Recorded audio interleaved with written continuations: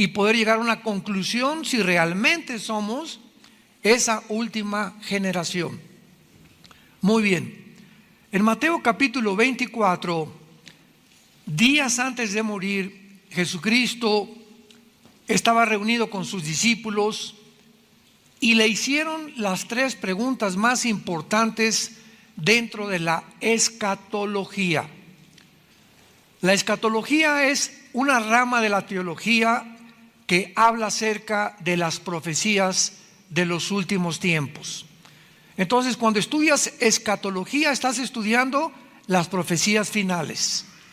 Cuando estudias hermenéutica, estás estudiando la forma como debe interpretarse correctamente la Biblia, que desde luego es desde el aspecto literal. Cuando estás hablando de demonología, estás hablando del estudio de Satanás y los demonios. Y así la teología tiene diferentes ramas, pero la de las profecías es la escatología. Entonces, en el capítulo 24, del 1 al 3, dice la Biblia que cuando Jesús salió del templo y se iba, se acercaron sus discípulos para mostrarle los edificios del templo. El templo de Salomón era una de las maravillas más grandes que había en esa época. Y todos los que pasaban veían ese templo, ¿verdad?, construido con unas piedras enormes, un diseño, una construcción espectacular. Y es lo que más atraía la atención, los edificios, ¿verdad?, la religión, las ceremonias, los ritos, cuando se olvidaban que el principal propósito de una persona que busca a Dios es la persona de Jesucristo y no el edificio. Y por eso es tan importante que nosotros ya como cristianos nunca digamos vamos al templo, porque esto no es el templo. Y si construimos un edificio, Dios nos concede construir un edificio para poder tener un edificio para poder reunirnos, el edificio no es el templo lo somos nosotros. El templo somos nosotros. Antes de la cruz de Cristo, había lugares que se acercaban como el tabernáculo, que fue el lugar que Dios diseñó para que el pueblo de Dios se reuniera, y la presencia de Dios se encontraba ahí mismo, ¿verdad?, en el tabernáculo, en el arca del pacto. Entonces los judíos al llegar ahí sabían que ahí estaba Dios. Dios escogió recluirse en ese lugar, en el arca, y cuando sacaban del arca iban siguiendo la presencia de Dios. Pero después de la cruz de Cristo a nuestros días, el Espíritu Santo bajó y entró a cada uno de nosotros e hizo nuestro cuerpo el templo nuevo de Dios. 1 Corintios 6, del 19 al 20. ¿Que no saben que ustedes son el templo del Espíritu Santo? Que el cuerpo es el templo donde ahora habita Dios. Entonces, donde 2 o 3 se reúnen, ahí está la iglesia. Entonces, todas estas cosas tenían que desaparecer.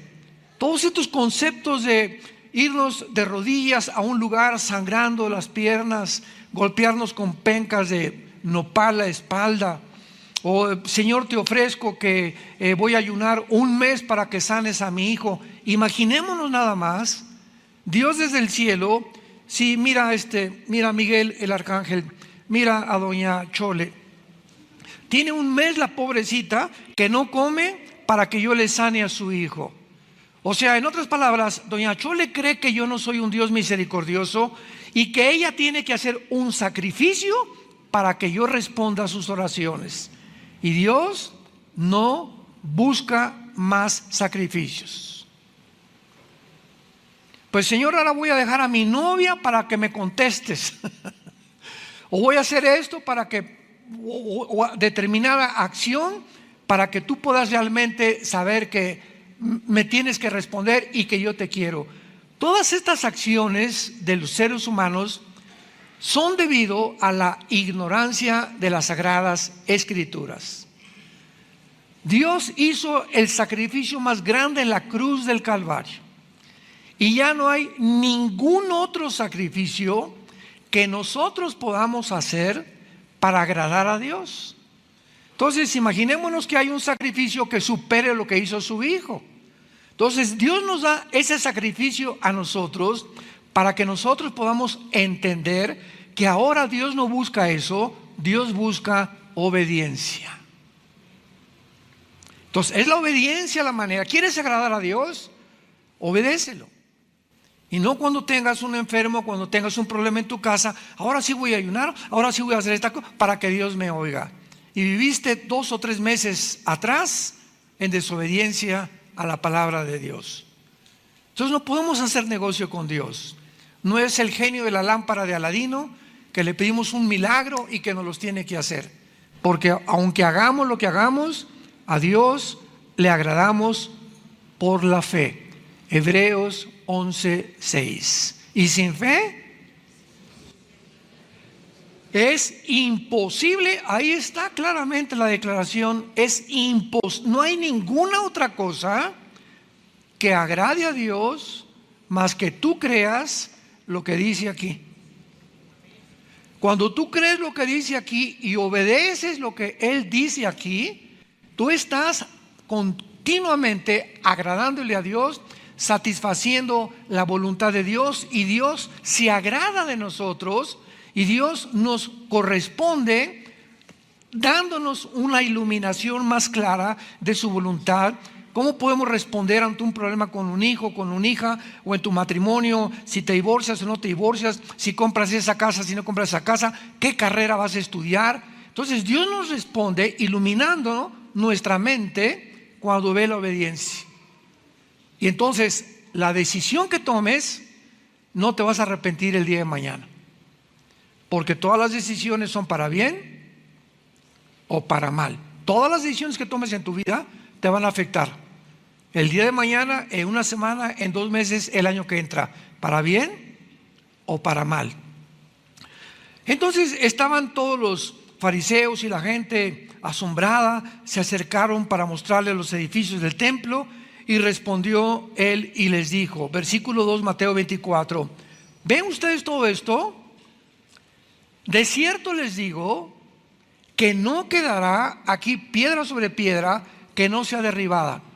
O sea, ustedes se asombran por lo que ven, admiran las construcciones y creen que eso es realmente la religión. Quiero decirles que toda esta maravilla de edificio y de construcción no va a quedar piedra sobre piedra. ¿Qué estaba Jesús tratando de decirles? No pongan sus ojos en el edificio, ni en los ritos, ni en las ceremonias. Pongan sus ojos en mí.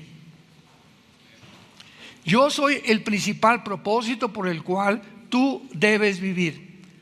¿Cuándo se cumplió esta profecía? 70 años después de la muerte de Cristo. Vino Roma con Tito, el general romano, y arrasó Jerusalén, incendiaron Jerusalén, y hasta 1948, que lo vamos a ver, casi 2000 años, los judíos quedaron sin templo famoso, sin sacrificios, sin el arca del pacto, sin la vaca heifer que necesitan, o la vaca roja para los sacrificios, etcétera, etcétera. Y entonces, sin entender nada, versículo 3, sentado Jesús en el monte de los olivos, los discípulos se le acercan y le hacen 3 preguntas. Vean las 3 preguntas de la profecía más importantes que le hicieron a Jesús. Número 1, dinos cuándo serán estas cosas. Número 1, le estaban preguntando a Cristo lo que acababa el Cristo de decirles: ¿cuándo va a ser destruido el templo? Y aquí no les contesta Cristo en Mateo 24, lo contesta en Marcos y en Lucas, en los otros evangelios, en Lucas 21 y en Marcos capítulo 13. ¿Cuándo serán estas cosas? Sabemos ya que la respuesta es 70 años después de Cristo. Vinieron los romanos y acabaron, arrasaron, incendiaron Jerusalén. Segunda pregunta, que ya es mucho más profunda: ¿qué señal habrá de tu venida? Esto lo contesta Cristo en el mismo capítulo, versículo 29. E inmediatamente después de la tribulación de aquellos días, vean las señales. Van a ver que el sol se va a oscurecer, la luna no dará su resplandor, las estrellas caerán del cielo y las potencias de los cielos serán conmovidas. Entonces aparecerá la señal del Hijo del Hombre en el cielo y lamentarán todas las tribus de la tierra y verán al Hijo del Hombre viniendo sobre las nubes del cielo con poder y gloria. ¿Cuál es la señal de la segunda venida de Cristo? Las señales cósmicas que todavía no han sucedido. ¿Recuerdan ustedes que hace poco hubo las 4 lunas rojas? Y salieron por todos lados especulaciones y correos y en el TikTok y en las redes sociales. Es que nos encontramos, ya viene Cristo a las redes diciendo que porque las lunas se pusieron rojas en un eclipse que hubo lunar, ya era la señal que venía Jesucristo. Sin embargo, estas señales son para antes de la segunda venida de Cristo y no antes del rapto. Esa es la grande diferencia. Para el rapto no hay una sola señal. El rapto es inminente. ¿Qué significa inminencia? Sin ninguna aparición, sin ninguna señal, sin ningún anuncio. El rapto puede ser ahorita saliendo de este edificio, o en la noche, o mañana, o dentro de 6 meses. El día y la hora nadie la sabe. Pero como no hay ninguna señal específica para el rapto, la hay para los cristianos que vivan en la tribulación, que son los 7 años de la semana 70 de Daniel, que cuando lleguen ellos a la tribulación sabrán que cuando los fenómenos cósmicos aparezcan en el cielo y que sean los 7 años que profetizó Daniel en Daniel 9, 24 al 27, verán entonces que Jesucristo viene por ellos y se animarán a poder resistir al anticristo. Pero nosotros no tenemos ninguna señal. Por eso es tan importante estar atentos a la tercera señal y a la tercera pregunta. ¿Y qué señal habrá del fin? ¿Qué dice? Del fin del siglo o del fin de la historia. Entonces, ¿qué señal habrá de cuándo se destruyera el templo? Bueno, ya la sabemos. ¿Qué señal habrá en tu segunda venida? Fenómenos cósmicos, las estrellas, habrá cosas terribles en el mundo. Pero ¿cómo sabemos que hemos llegado al final? Que realmente nos hemos acercado al final de la última generación. Muy bien. Y después de las señales que ya Cristo comienza a mencionar en el versículo 4, entonces Jesús les dijo inmediatamente: miren que nadie los engañe. Mateo 24 está escrito exclusivamente a los judíos. ¿Cómo lo sabemos?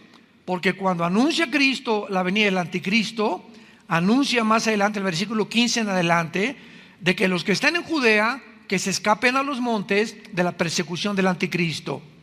Entonces, cuando Él les dice, miren que nadie los engañe, es porque ¿cuántos de ustedes han visto en los últimos meses que los judíos ortodoxos en Israel andan propagando que ya vino el Mesías? ¿No han visto ustedes en las redes sociales los videos? Se juntó un señor barbón con un sombrero y comenzaron a juntarse miles de judíos besándole la mano. Ahí están las redes sociales. Y estoy hablando de hace 2 o 3 meses. Hace un año apareció otro también, otro en Nueva York, otro rabino dijo que él era el Mesías, y fueron a Nueva York, se salieron de Jerusalén y querían ver realmente que era el Mesías para adorarlo. ¿Y cuántos judíos se han enfrentado con engañadores y falsos profetas? Porque rechazaron al que realmente Dios había escogido como el Mesías. Entonces, lo primero que Dios nos muestra es que el engaño vendrá como una de las señales más grandes de que nos encontramos en la última generación. Y así vamos a ir escudriñando poco a poquito diferentes pasajes para irnos acercando, irnos uniendo el rompecabezas que tenemos delante y poder descubrir, vuelvo a insistir, si nos encontramos en esa generación. El mundo ha sido engañado siempre, lo sabemos, ¿verdad? Hitler engañó a los judíos diciéndoles, ¿verdad?, que ellos no eran realmente el pueblo prometido, Hitler engañó al 85 millones de alemanes, fueron engañados por Hitler, creyendo que él era el Mesías. Benito Mussolini engañó a millones de italianos. Saddam Hussein engañó a millones de iraquíes. Carlos Marx engañó al mundo diciendo que el problema realmente del mundo no era espiritual, era social, era una lucha de clases. Alejandro el Magno engañó al mundo creyendo que los más grandes conquistadores eran los que iban a conquistar el mundo tarde o temprano. Rothschild, el que fundó la banca suiza, engañó hace 2 o 3 siglos al mundo, propagando, y junto después con David Rockefeller en el siglo XX, de que realmente la economía era la única forma de poder sobrevivir y poder sacar a la humanidad de los problemas de la guerra, etcétera, etcétera. Y así vamos toda la historia del mundo, desde la Torre de Babel, que fueron engañados. Vamos a levantar una torre, hagámonos un nombre, y vemos en la Torre de Babel la primera centralización del poder político y religioso. Todo tiene su origen en la Torre de Babel. ¿Qué significa esto? Que si es Satanás el que se encuentra detrás de la humanidad, 1 Juan 5:19, y Satanás tiene una estrategia para tratar de destruir a la humanidad que nos odia, y él es un maestro en el arte del engaño, de la mentira. Significa que cuando reunió por primera vez después del diluvio a la humanidad en la Torre de Babel, el propósito principal de Satanás, síganme con mucho cuidado, significa desde el principio que corre la misma estrategia por toda la historia, convencer a la humanidad que debería haber una centralización del gobierno y una sola religión. Y todos los faraones se creían dioses, los césares romanos se creían dioses, todos han querido que sean realmente ellos adorados, los dirigentes, y desde hace siglos el ser humano está buscando un solo gobierno mundial. En la mente de Satanás, ¿qué es lo que ocurre o cómo funciona esta mente diabólica? ¿Verdad? Porque él es 1000 veces más inteligente que cualquiera de nosotros, más astuto que cualquiera de nosotros. Las trampas que Satanás te ponga, no te las vas a imaginar. Satanás va a apelar a tus emociones, a tus sentimientos para engañarte, él nos supera en todas las áreas. No podemos nosotros humanamente enfrentarnos a poderes espirituales que están organizados, que nos llevan millones de años de antigüedad, de experiencia, de conocimiento, de sabiduría. Lucifer fue la criatura más perfecta que Dios ha creado. Es imposible que el ser humano, con las limitaciones y el ADN corrompido y la imagen de Dios corrompida dentro de nosotros, podamos discernir las estrategias de Satanás, defendernos contra ellos y poder vencer. Imposible si tú no vives cerca de Dios. Juan 15:5, separados de mí. Qué locura que una persona que se diga cristiana crea que puede separarse de este libro o de tener una vida de oración o una vida de santidad y creer que le va a ir bien. Qué locura. Satanás, como león rugiente, dice 1 Pedro capítulo 5, como león rugiente anda buscándote. Anda buscando qué daño puede hacerte en tu matrimonio. ¿Por dónde puede lastimarte a través de tus hijos o de mis hijos, de nuestros nietos? ¿Qué daño te puede ocasionar físicamente o en tu trabajo? Está buscando la manera de que abras una puertecita así nada más, así chiquitita, y la culebra por ahí se mete. Tú en tu casa abres un canal de pornografía, le abriste una puerta de este tamaño a Satanás y a sus demonios. Se viene como la marabunta, como la hormiga marabunta, inundar las mentes y principalmente las mentes de los niños pequeños. La mente de tu esposa o la mente de tu esposo.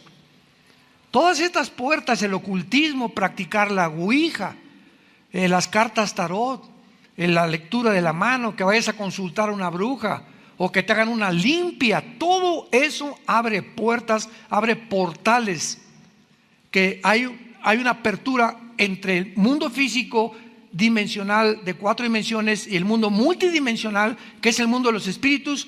¿Y qué es lo que abre las puertas? Para que estas entidades espirituales entren a este mundo, entren a tu casa, puedan tener control de tu mente. Lo acabo de mencionar: una vida sexual degenerada, pornografía, prácticas de ocultismo, brujería, limpias, vida de desobediencia y rebelión. La rebelión de los padres a los hijos, dice 1 Samuel 15:23, como pecado de rebelión es la brujería. Se compara la rebelión a tus papás como si estuvieras practicando la brujería y el ocultismo. Se compara la rebelión de una mujer a su esposo como si fuera bruja, o viceversa. Cuando el esposo no respeta a la esposa, él se está rebelando a no ser la cabeza, el digno, el sacerdote de su casa. Y tenemos ya que despertar ahorita en el 2023 que vamos a entrar, para estar conscientes, como le dice Pablo a los Corintios, de las estrategias de Satanás. Ahora escuchen: si la estrategia de Satanás ha sido principalmente la centralización de un solo gobierno desde la Torre de Babel, somos la primer generación en la historia en la que un solo hombre puede ya gobernar el mundo mediante la tecnología que hemos alcanzado. Ahora, con la tecnología que tenemos, un solo hombre es capaz de poder gobernar el mundo. Y lo estamos viendo con nuestros propios ojos en estos últimos 2 o 3 años, cuando ahora los gobiernos, las naciones, están perdiendo su soberanía nacional. Ahora no son los gobiernos los que dicen, por ejemplo, en Francia o en España o en Italia o en México, vamos a hacer esto. Ahora los gobiernos manejados por una élite, por grupos de organizaciones y sociedades secretas no gubernamentales que son los billonarios, multimillonarios más grandes del mundo, reunidos para poder controlar, dictar los protocolos de lo que la gente debe creer y debe hacer. Pero para esto necesitan el control ¿de qué? De los medios masivos de comunicación. Tú controlas la comunicación de las masas y lo que ves en la televisión lo llegas a creer, lo que dicen las cadenas de información lo llegas a creer, y ellos pueden hacerte creer lo que ellos quieren que tú creas. Y lo acabamos de ver en los últimos 2 o 3 años.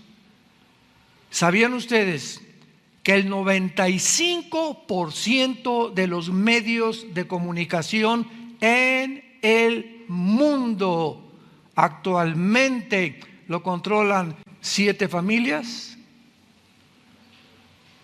Imaginémonos 7 familias. ¿Qué pasó, mi compadre? ¿Qué pasó? Vamos a reunirnos aquí. Son los más multimillonarios, dueños de todas las empresas y todo. No los gobiernos, los multimillonarios. Vamos a hacer esto, vamos a hacer aquello. Dice por un lado Elon Musk, el dueño de Proyecto X y ahora de automóviles Tesla: vamos a contratar un grupo de genetistas y de científicos y de biólogos para que creen un chip que comenzamos a meterlo en el cerebro y vamos a meterlo en todos los laboratorios del mundo para que puedan, a través de este chip, las personas cambiar sus sentimientos y sus emociones y tratar de construir un soldado universal. ¿Ya abrieron los ojos? ¿Se dan cuenta el engaño? Estamos aquí entrando al 2023 y mucho ahorita creo que ustedes están comenzando a despertar. Yo no lo sabía. Ahora me doy cuenta, pues sí es cierto, pues sí es cierto. Y comenzamos a abrir los ojos, ¿por qué? Porque el poder del engaño siempre funciona a través del miedo. Para que esto pudiera funcionar, primero Satanás, que es el arma más poderosa que tiene, porque la Biblia dice, en el amor no hay temor. 1 Juan 4:18. El perfecto amor, tener a Jesús y creer en Él, echa fuera tus temores, tus ansiedades, tus cosas que crees que van a suceder y que nunca van a suceder. Pero cuando el diablo sabe que es el miedo lo que nos puede paralizar, detener, congelar.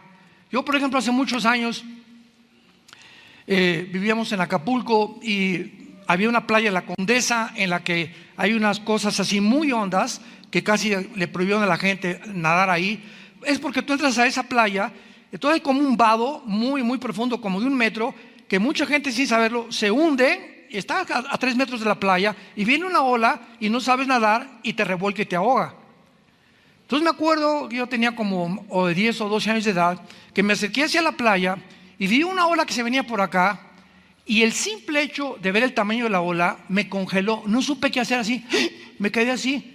Pues cayó sobre mí, gracias a Dios que sabíamos muy bien nadar desde niños y sabía cómo me tenía que reaccionar debajo de la ola y ya pude salir, ¿no?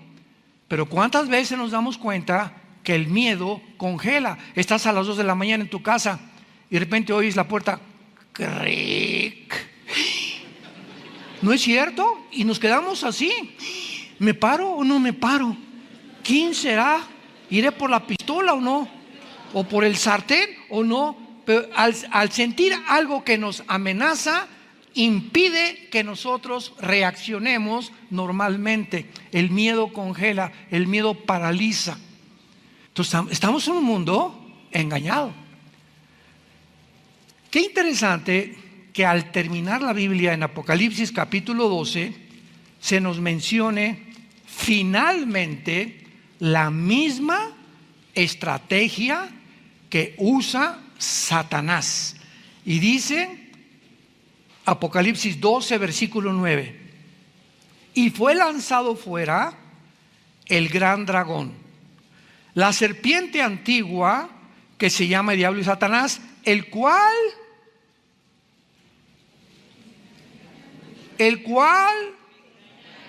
engaña al mundo entero. El mundo entero, científico, no científico, político, filosófico, del área que tú y académico que tú me quieras mencionar, está completamente engañado por un poder sobrenatural. Y para que el engaño resulte efectivo en tu vida, es porque tú vives lejos de Dios. Porque le dice Pablo a la iglesia de Tesalónica: ustedes no están en tinieblas. Yo recuerdo, amados santos, el 2020, que comenzó a surgir todo esto, fue como en febrero de 2020, que vi un anuncio en la televisión de esto del COVID y me levantó el Señor como a las 2, 3 de la mañana, y no se imaginan ustedes, se apoderó de mí un sentimiento pero muy profundo, que yo sabía que había algo de maldad en lo que se comenzaba a propagar en el mundo.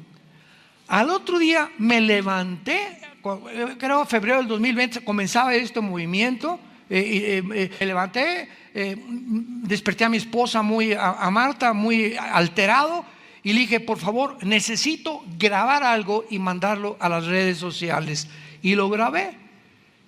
Y no se imaginan, se me vino el mundo entero, casi me crucifican. Que yo estaba inventando, que yo no era biólogo, que yo era microbiólogo, etcétera, etcétera. Y todavía está ese primer video que mandé en las redes sociales diciendo: esto es un engaño, no lo crean. Claro que tenemos que protegernos, ¿verdad? Y el bicho existía, pero la forma como se estaba manipulando a la gente, había una agenda satánica detrás para poder reducir la población, para poder reducir la salud, para todavía violentar más nuestro sistema inmune. Y después se descubre que la famosa pañal, tapabocas que nos ponían, comenzaron a descubrir los científicos. Hay un aparatito que viene de la farmacia, se llama el oxímetro. No sé cuántos de ustedes lo compraron. Ese oxímetro lo recomendaban ya después de los últimos meses para que te lo pusieras en el dedo, y si tenías más de 90, pues no tenías COVID, o sea, estabas bien. Y si tenías menos 80, 85, era probablemente que tuvieras el COVID. O sea, la oxigenación determina el grado de tu inmunidad. Y todas las personas que comenzaron a taparse la boca, se les comenzó a recomendar, y casi nadie hizo caso de comprarse el oxímetro. Y las personas que tenían tapada la boca, después de 1 o 2 horas, se les dijo, mídanse la oxigenación. Les bajaba a 85 de oxigenación. Oye, pero ¿qué es lo que nos da la vida? Es el oxígeno. Y nos sacaron de las playas, nos sacaron de los parques donde la fauna y los árboles producen, ¿verdad?, el oxígeno. Nos sacaron de ahí. No vayan a los parques, que los niños tampoco. No vayan a las playas. Fue una campaña, acuérdense cómo se vino, pero así estábamos, el mundo aterrado. Nos confinaron, nos encerraron, y todos con miedo. Y así es como pudimos ser controlados por la élite que gobernaba a los países, y los países aceptaban el mismo protocolo. Qué coincidencia que todos coincidieron el mismo protocolo. Se cae completamente el engaño cuando descubrimos lo que se encuentra detrás. Si tú agarras un anzuelo y te vas al mar y echas el anzuelo y lo jalas dentro del mar, ningún pez lo va a morder. Pero si tú al anzuelo le pones un pececito, el pez va, ¿y qué cosa muerde el anzuelo? Se cuenta que fue engañado. Cuando muerde el anzuelo, fue demasiado tarde. ¿Qué lo engañó? No distinguir que eso era falso, que era un engaño. De la misma forma, Satanás pesca a los seres humanos.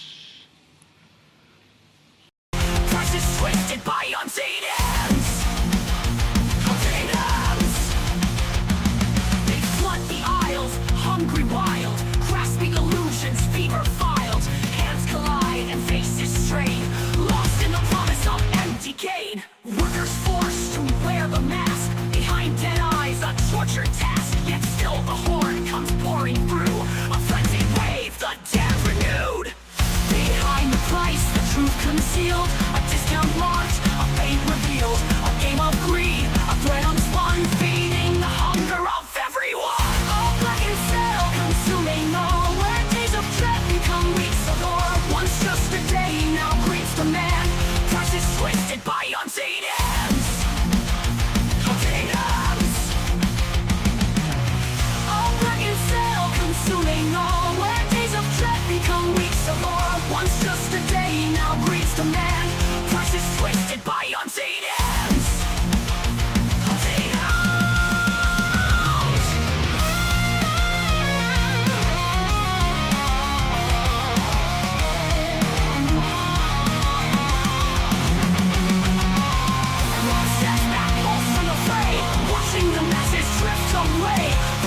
One and what is lost when peace awaits at no such cost. Oh, black and stale, consuming all, where hollow deals and spirits fall. The siren call, the crowded floor, lost souls instead forever.